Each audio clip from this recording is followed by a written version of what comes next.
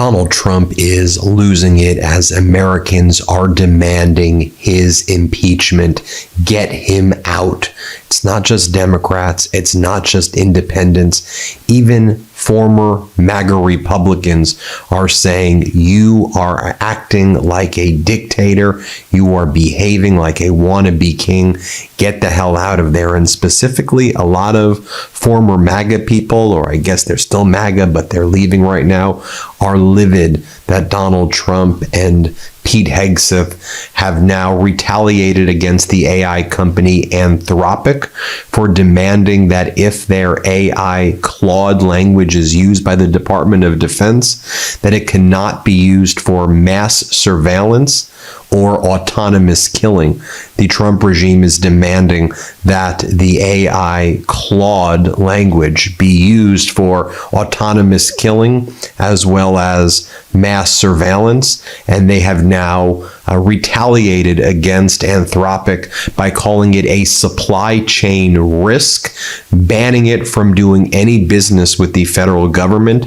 And they've now stated, and Pete Hegseth posted last night, that any company that has a Department of Defense contract, which Hegseth calls unlawfully the Department of War, that does business with Anthropic or has any commercial activity with Anthropic, that they will be banned from doing business with the government as well. So Amazon and Google and Microsoft and Nvidia, they all do business with Anthropic. So the Trump regime is now saying that all of those companies can't do business with the federal government. So I'm just trying to understand this. So it is okay for the United States to give its most highly classified semiconductor chips to the United Arab Emirates because they give Donald Trump's crypto company, World Liberty Financial, billions and billions of dollars that Donald Trump personally pockets huge sums of money. It's okay for Nvidia to give its semiconductor chips to China.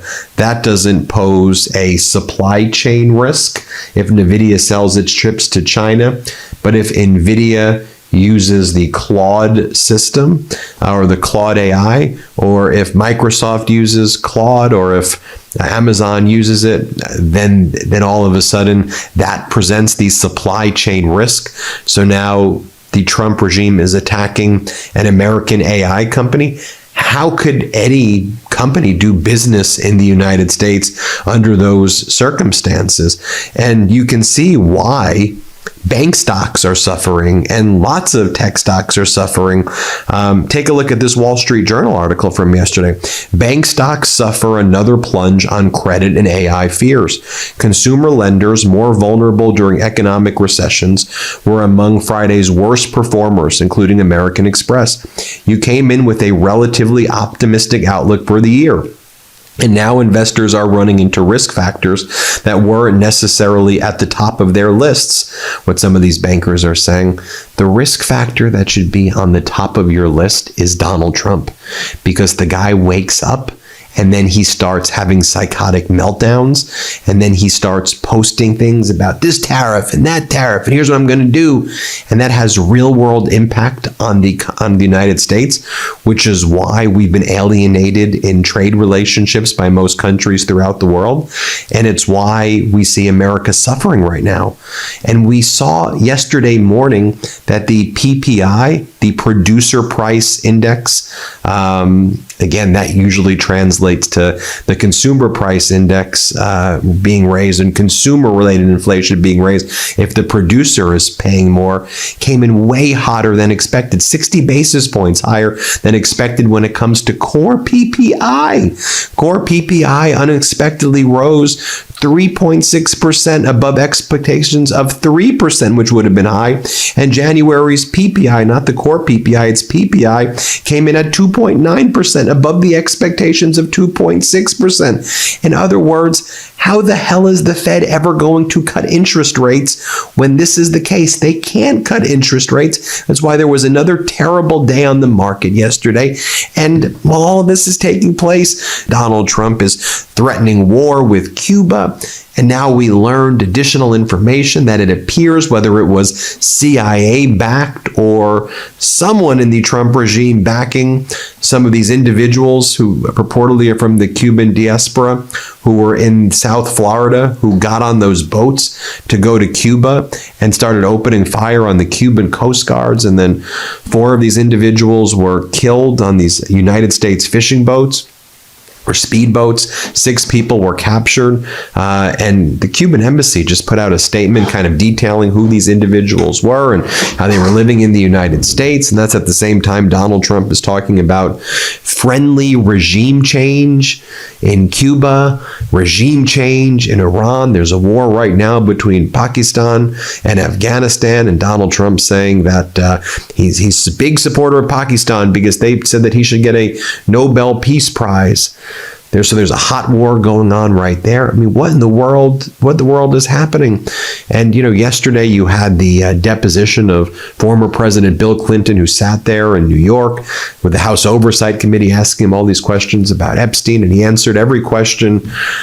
No, didn't invoke the Fifth, unlike Donald Trump, who invoked the Fifth during a deposition that he took in connection with some of the New York cases that were against him. Remember, he invoked the Fifth in some of those cases. And what former President Clinton said during the deposition, I think, was actually potentially a smoking gun against Donald Trump. And I think Trump was really afraid about this.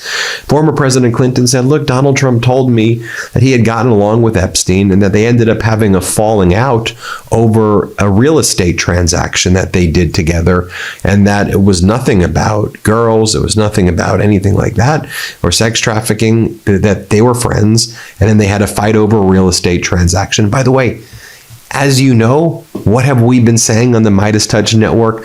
Not for the past year. If you've been watching this network, we've been talking about that real estate transaction that I said was at the heart of the Trump-Epstein disputes. I've been talking about that for 5 years, right? There was this guy named Abe Gossman, who in the West Palm Beach area. He went bankrupt. He had this mansion that was on the beach in Palm Beach. Epstein was going to buy the property in a foreclosure sale. They basically had it rigged that it was going to be sold to Epstein. Epstein told Trump about the property. Trump shows up to the foreclosure sale from the bankruptcy trustee, snatches it away from Epstein, then 4 years later sells it to this Dmitry Rybalov, this Russian oligarch. Epstein thinks that the Russian oligarch and Trump were in on it from the outset to screw over Epstein. They get into a fight together. When Epstein is investigated the first time in Florida, right around the time he got a sweetheart deal, that's when Epstein was thinking that because of the real estate transaction and the fact that Epstein was thinking about suing Trump, that only then Donald Trump was saying things to the West Palm Beach detectives about Epstein and saying that he was a bad guy and that everybody knew Epstein was a bad guy.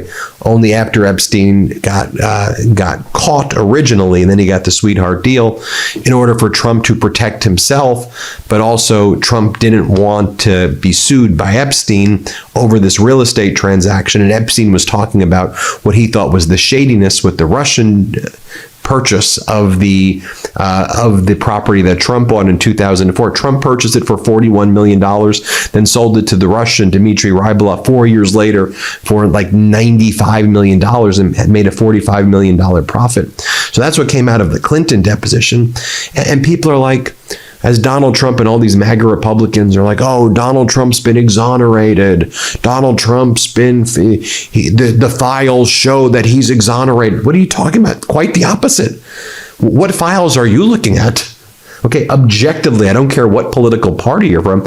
And this is why Republicans, independents, Democrats, everybody's basically like, dude, you better testify, Donald, about Epstein, or you got to go. I think he's got to go for a lot of other reasons. Let me be very clear. And I could rewind a little bit and talk about, maybe giving our classified semiconductor chips to the United Arab Emirates in exchange basically for quid pro quo money, in my opinion, to your crypto company. And by the way, the Pakistanis invested in Donald Trump's crypto company as well. They created a crypto fund. But Donald Trump's going after Anthropic, like a successful American company, is who you go after, because they won't allow you to use their AI for autonomous killing and mass surveillance. That's why people are like, get this, impeach this guy now. But here's what Donald Trump posted yesterday as well at 8:35 p.m. 8:35 p.m. at night. Here's what he posts. Don Huffines is a MAGA warrior. He has been with me from the very beginning and is running for comptroller of public accounts in Texas, which I love and won big in 2016, 2020, and 2024. As a successful businessman, Don knows the America First policies required to grow our economy. He has my complete and total endorsement. Don will never let you down. You know Huffines, right? You know Huffines from watching the MeidasTouch show, right? You know what I'm talking about. Huffines is the guy who bought Epstein's Zorro Ranch. Remember, Epstein purchased the Zorro Ranch in 1993. He had it through the time of his death. That was one of the areas that lots of people believe Epstein may have killed and buried victims in the Zorro Ranch area. Lots of people suspected that. Regardless, that's where a lot of the child sex trafficking took place, at the Zorro Ranch, but it was never subject to any FBI or local state investigations at all. And that property was purchased by Huffines in 2023 under an LLC shell company called San Rafael LLC. And then we learned recently that Huffines was actually the owner of it, this MAGA guy. And then after he purchased Zorro Ranch with San Rafael LLC, when Donald Trump got into office, then Trump hired Huffines' son, who was working for like a fireworks company, at a senior position in the White House. So Don Huffines' kid works as a senior official in the Trump White House right now. And now Huffines has said that, and he made this announcement since this Truth Commission was established in New Mexico to investigate the Zorro Ranch. Huffines says that he's now doing construction on the Zorro Ranch property to turn it into a Christian retreat for kids. A Christian retreat for kids, and now you're doing construction on it as the investigation is taking place? The hell is going on here? And then, of course, Donald Trump gave that bizarre speech in Corpus Christi yesterday in Texas, and he was saying how we're hot. Then he points to somebody in the audience and says, "We're hot. I was going to say hot like you." And he points to a woman in the audience. He goes, "But if I said you're hot, then I may get in trouble. But you're hot." And he points to like a lady in the audience. Here, play this clip. And now we're hot. We're hot.